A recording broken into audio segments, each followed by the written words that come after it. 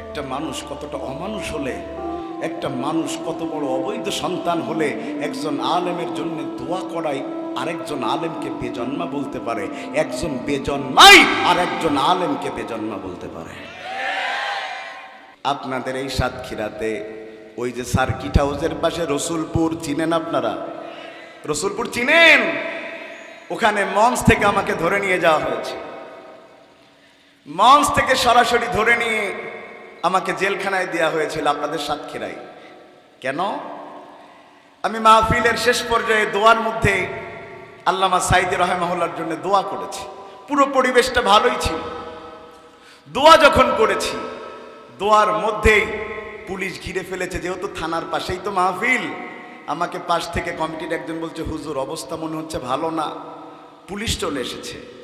আমি দোয়া শেষ করলাম, করার পরে মসজিদের মধ্যে আশ্রয় নিলাম। কি অবাক করা ব্যাপার, মসজিদের মধ্যে তারা ঢুকলো আমাকে গ্রেফতার করার জন্য, একজন মহিলা দারোগার নেতৃত্বে।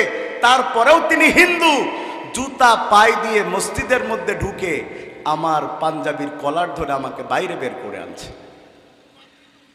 পাশ থেকে একজন বলছে যে আপনি হুজুরকে ধরছেন ভিন্ন কথা, কিন্তু জুতা পায়ে দিয়ে মসজিদে উঠলেন কেন? মাশাআল্লাহ, খেপে গেল, তাকেও ধরিয়ে নিল। এ দেশ নামে মুসলমানদের ছিল, কিন্তু এই দেশ গত 16 বছর হিন্দুদের প্রেতাত্মারা চালিয়েছে। যেখানে যা সব জায়গায় তাদের দেয়া হয়েছে, তার প্রেক্ষিতে আজকে কি ঘটেছে? আজকে চিটাগাঙে ইসকন বাংলাদেশের পতাকার উপরে গেরুয়া পতাকা লাগিয়েছে, মুসলমানদের দোকানে দোকানে হামলা করেছে। আমরা হিন্দুদের বিরুদ্ধে নই, তারা আমাদের ভাই, তবে আমরা হিন্দুত্ববাদীদের বিরুদ্ধে। 90% মুসলমানদের দেশে যদি কেউ জয় শ্রীরাম স্লোগানকে বাস্তবায়নের চেষ্টা করে, চট্টগ্রামকে আলাদা করে হিন্দুর রাষ্ট্র বানানোর ষড়যন্ত্র করে, আল্লাহর কসম আমরা তাদেরকে ছেড়ে কথা বলবো না, তাদেরকে ছেড়ে কথা বলবো না। প্রিয় ভাইয়েরা আমার, ধরে নিয়ে গেল, থানার মধ্যে নিয়ে গেল। দোষ কি? কার জন্য দোয়া করেছি? কথা বলে না, কার জন্য দোয়া করেছি? নিয়ে গেল। রাতে তো থাকলাম জেলখানায়, আরো কিছু লোক আনলো। সকালবেলা ডাকলো, ডেকে বললো ওসি সাহেব এসেছেন, দেখা করতে হবে। ওসি কে? ওসির নাম হচ্ছে এমদাদুল হক। চিনেন কেউ? এমদাদুল হক নামে 16 সালে একটা ওসি ছিল, জানেন আপনারা? ওর কাছে গেলাম, যখনই ঢুকলাম প্রথম কথা বলছে, এই কুত্তার বাচ্চা, সাইদি তোর বাপ হয়? প্রথম কথা। ঢুকলাম, লোকজন পাশে ভরা। আমি বললাম সাইদি সাহেব আমার বাবা হয় না। তাহলে তার নামে কেন দোয়া করেছিস?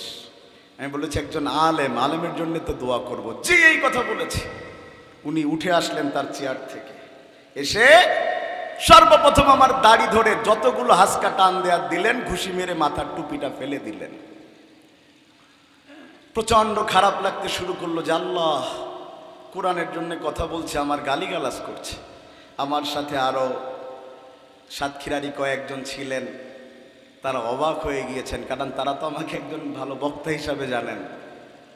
পরে তাদের সহ সবাই আমাদেরকে শুইয়ে দেওয়া হলো ওই যে থানার মেঝেতে, দিয়ে আমাদের শরীরের উপরে দবাতে শুরু করলেন, রাগের চোটে গালি দিয়ে দিয়ে।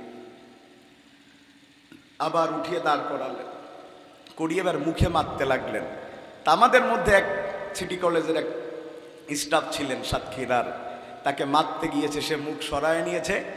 আরেকজন মুরব্বী ছিলেন হাফেজ শহীদুল ইসলাম, সেই ঘুষি যখন এর লাগে নাই, শহীদুল ইসলাম মুরব্বী একটা মাদ্রাসার টিচার, তার ওই চোখের মধ্যে আঙ্গুল ঢুকে যে রক্ত বের হয়েছে, আর মুরব্বী তখন আল্লাহ বলে চিৎকার মেরে বসে পড়েছে।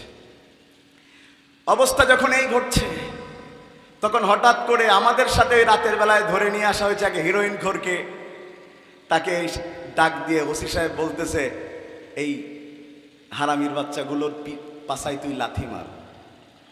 হিরোইন খোর বলতেছে, স্যার আপনি আমাকে মেরে ফেললো, আমি এই কাজ করব না, আমি হুজুরদের গায়ে লাথি মারতে পারবো না। একটা হিরোইন খোর আলেমদের মর্যাদা বুঝে, আর যারা ক্ষমতার মদ পান করেছে এরা মাতাল, এরা আলেমদের মর্যাদা বুঝে নাই। এরা এখন স্লোগান তুলেছে, আগেই ভালো ছিলাম, তোর বিবেকে কুত্তাই মুতে দিয়েছে। মারতে রাজি হলো না, বলছে মারবি নাকি তোকে আমরা মারবো। শেষে ও ভয় পেয়ে আমাদেরকে লাথি মেরেছে। পরে যখন আমরা জেলখানায় ছিলাম, ওই লোকটা কোনোদিন আমাদের সামনে লজ্জায় আসেনি। এরপরে অত্যাচার শেষে একটা কাগজ এনে বলতেছে, কাগজে লেখ। আমাকে বলছে, কাগজে লেখ, আমি যদি আর কখনো সাইদির জন্য দোয়া করি বা জামাত ইসলামী করি, তাইলে আমি বাপের বেজন্মা সন্তান। লেখ। ওসি বলতেছে আমাকে। আমি বললাম, আপনি এটা কেন কেন বলছেন এ কথা? আমার কি কোনো অধিকার নাই? আবার মাস শুরু করেছে। আপনাদের সাতক্ষীরা সদরের ওসি এমদাদুল হকের কথা শোনাচ্ছি, প্রতিটা কথা সত্য, যারা আমার সাথে জেলে ছিলেন। আমি তো লিখতে রাজি না, আর ও আমাকে লিখিয়াই ছাড়বে, এত রাগ হয়েছে। একটা মানুষ কতটা অমানুষ হলে, একটা মানুষ কত বড় অবৈধ সন্তান হলে একজন আলেমের জন্য দোয়া করাই আরেকজন আলেমকে বেজন্মা বলতে পারে, একজন বেজন্মাই আর একজন আলেমকে বেজন্মা বলতে পারে। শেষে যখন লেখাতে পারলো না, কয়েকটা মামলা দিয়ে জেলের মধ্যে ঢুকায় দিল। আমি খালি ইতিহাস স্মরণ করালাম, আমি খালি ইতিহাস স্মরণ করালাম। আজকে স্বাধীন বাংলাদেশ পেয়ে কোরআনের কথা বলতে পারছি। শত শত মানুষের জীবনের ওপর দিয়ে এই স্বাধীনতা আসলো, আর বেলজ্জ বেহায়া মহিলা ওখান থেকে